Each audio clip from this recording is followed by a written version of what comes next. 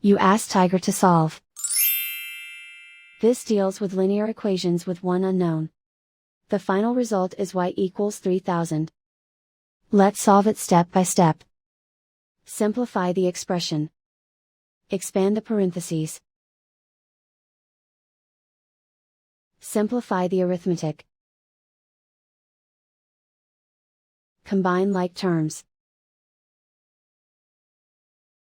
Group all constants on the right side of the equation. Subtract 120 from both sides. Simplify the arithmetic.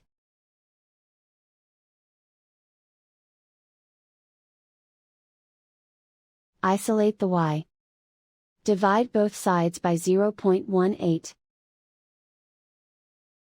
Simplify the arithmetic.